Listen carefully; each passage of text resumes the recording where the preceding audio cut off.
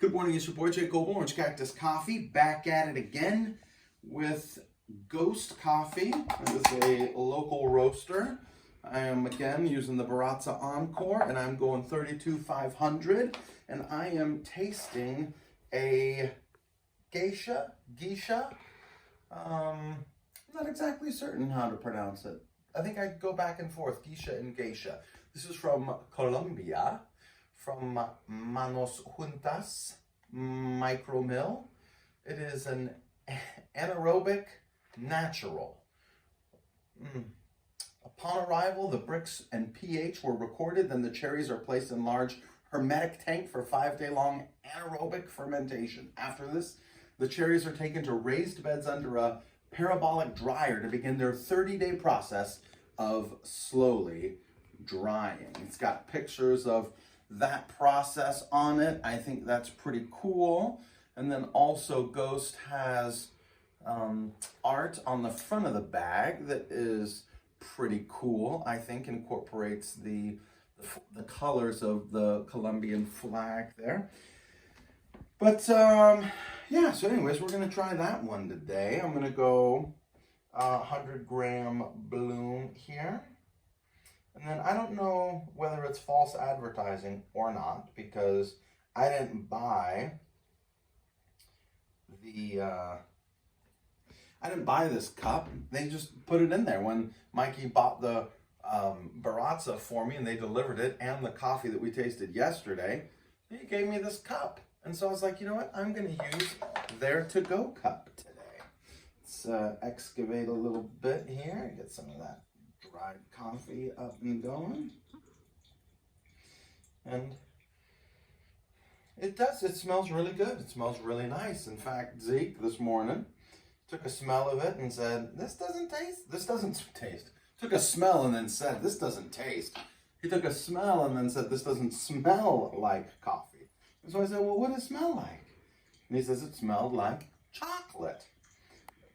Which I thought was very interesting because it is, to me, it's always fascinating when someone gets that first, hey, coffee can be more than just this bitter, dark liquid that I grew up drinking from gas stations or things like that. But it can be fruity, well-mannered, light,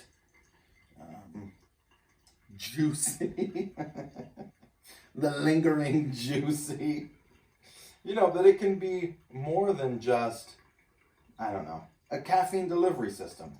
And granted, he hadn't tasted it, but he smelled it and said, oh, there's something different about that. So, see, we've got notes of juicy, how funny, sweet, smooth with tart acidity fruit flavor, cherry, and milk chocolate. So, Zeke, you already got that milk chocolate. And then to think that there's different chocolates, right? The baker's chocolate, dark chocolate, milk chocolate. And then there's different brands, right? Maybe that's taken a little too far. It's not, this is definitely Milka. Oh no, this is a Hershey's bar. But some of them have pretty distinct and unique flavors. So let's get my vortex of awesome going here. Give it another little stir. There were some kids hanging out on the side of the pool. And you say to yourself, kids, what are you guys doing over there on the side of the pool? It's a beautiful day. Why don't you jump in the pool? Yeah, I don't think I did quite as good a job with this one. Yep.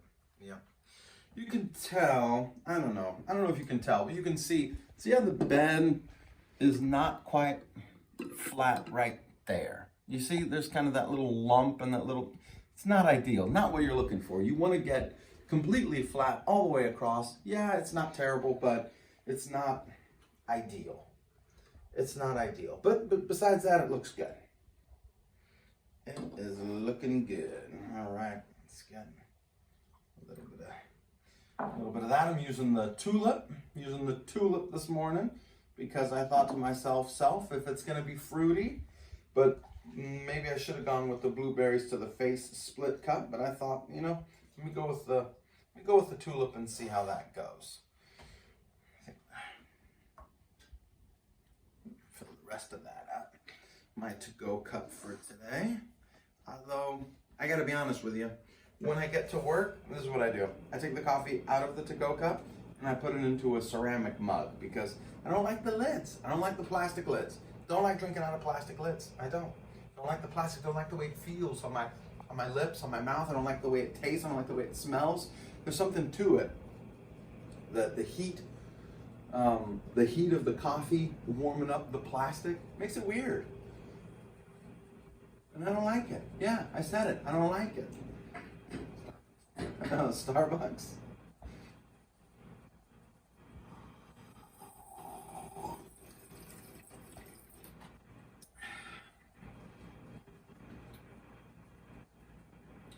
I would probably say vanilla if I didn't know it's supposed. I'm looking for cherry and milk chocolate. The first thing I thought I got kind of higher on the palate was vanilla.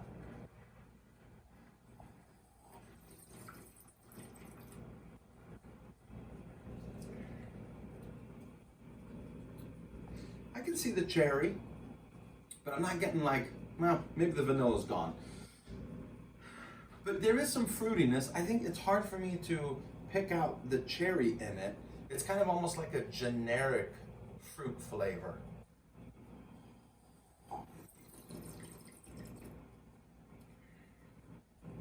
Not like a tropical fruit. And then you kind of get to the sides there, the sides of the palate. That's interesting. I'm having a difficult time placing it. I probably wouldn't have guessed Colombia as the origin.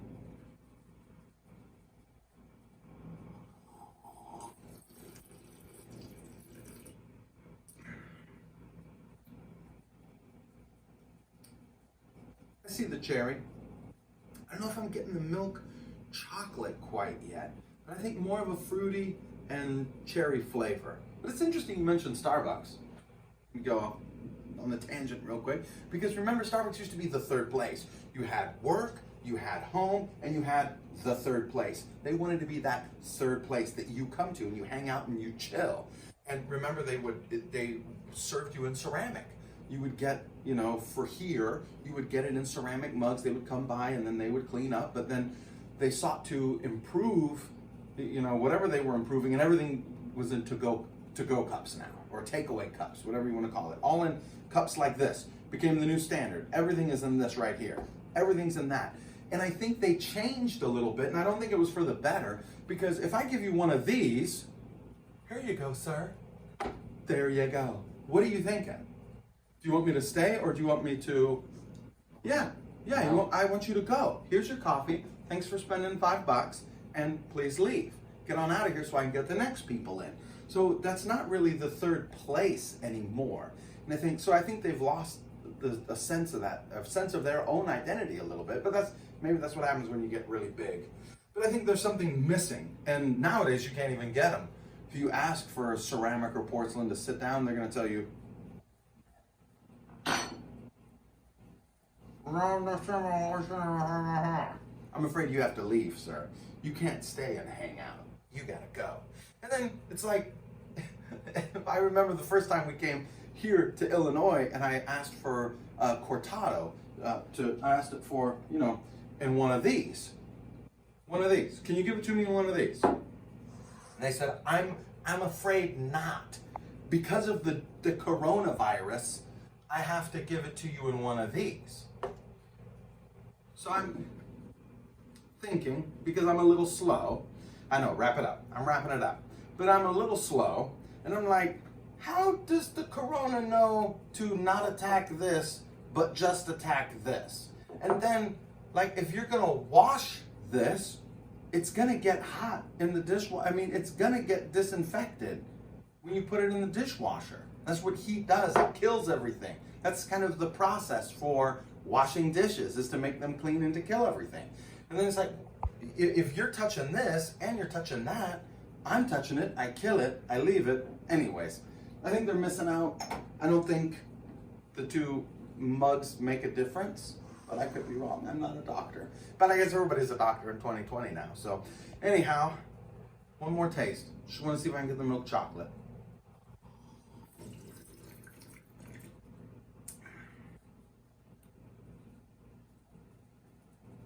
think I might be getting a little milk chocolate there at the end, but definitely a lot of fruit, a lot of cherry right in the front, right in the beginning. So anyways, have a wonderful day and a great week.